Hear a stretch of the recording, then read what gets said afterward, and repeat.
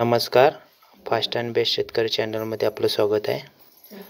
आजचा तसेच उद्याचा हवामानाचा अंदाज पाहूया. येत्या 24 तासामध्ये काय घडेल घडामोडी, तसेच 5-6 दिवसामध्ये काय घडतील त्याचा एक थोडासा अंदाज घेऊया. आज सर्वत्र उघडीप दाखवत आहे, म्हणजे पावसाचा जोर ओसरलेला आहे. तापमान वाढ झालेली दुपारची सुमार तापमान वाढसुद्धा वाढलेली आहे. आणि तसेच उंचावरचे ढग जे आहेत ते उंचावरचे ढग उत्तर भागातून अजून आहेत, म्हणजे तिथं अजून सावलीसारखं वातावरण आहे, खारवट वगैरे आहे. धुक्यासारखा प्रकार उत्तर भारतामध्ये अजून आहे. दक्षिण भागामधून किंवा संपूर्ण भागातून संपूर्णतः कोरडं हवामान आहे. कुठेही पावसाचा म्हणजे जोर वगैरे काय नाही, कुठल्याही म्हणजे काहीच नाही आहे, जोर वगैरे काही नाही. संपूर्ण कोरडं हवामान आहे.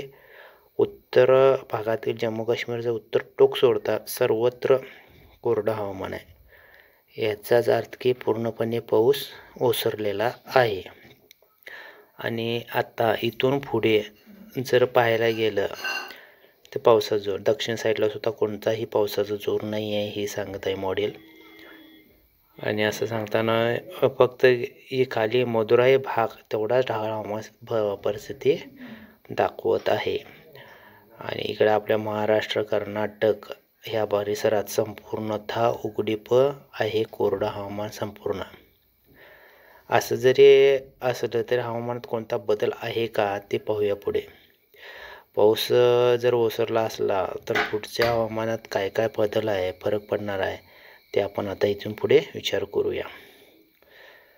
आता ही जी परिस्थिती आता दाखवायला लागली आहे ह्यामध्ये एक साधारण 10 दिवसाच्या पुढे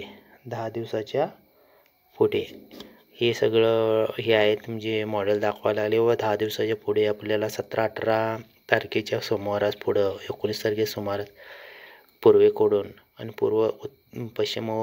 पूर्व किनारपट्टीला पावसाचा साधारण जोर होईल. जोर ज्यावेळी होईल त्यावेळी त्याची तीव्रता कळेलच. का तर आता सध्या पाहायला गेलं तर कुठलेही सिस्टीम सक्रिय नाही आहे आणि पुढे काही दिवससुद्धा सक्रिय राहणार नाही आहे असं तरी वाटत आहे. एकदम संपूर्णतः कोरडं हवामान राहणार आहे.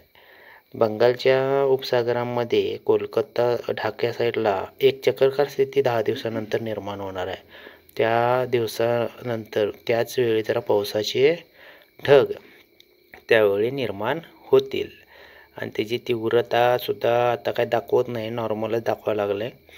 पण पुढे त्याची तीव्रता कशी असेल ते पुढच्या येणाऱ्या अपडेट्सवरून कळतच राहील. एवढं सांगायचं म्हणजे आता पाहायला गेलं तर दक्षिण भागातून थोडेसे तळाशी ढग आहेत, पण आपल्या भारतावरती कुठलाही त्याचा परिणाम होत नाही. एकंदरीत पाहायला गेले की थंडी वाढणार आहे. या 5-6 दिवसात थंडी भरपूर म्हणजे वाढणार आहेत. कडाक्याची थंडीमध्ये थंडीची लाट तशी थंडीची लाट येणार आहे. त्यामुळं सर्वजण जरासं थंडीपासून संरक्षण स्वतःचं करायला काय हरकत नाही आहे. थंडी हरियाणा, नवी दिल्ली परत ह्या साईडला भरपूर म्हणजे मायनस बऱ्याच खाली 10-15च्या खालीसुद्धा थंडी जाणार आहे. त्यामुळं इतर भागात कडाक्याची थंडी वाढणार आहे. जास्ती करून मध्य प्रदेशचा उत्तर भाग संपूर्ण गारठला जाईल आणि महाराष्ट्र धरून खाली बऱ्यापैकी कडाक्याची थंडी रात्रीतून पडेल. दिवसा तापमान वाढ होणार आहे, का तर जे नवीन प्रणाली जी घडत आहेत त्याच्यामुळे तापमान वाढ दिवसा जाणवेल. धन्यवाद.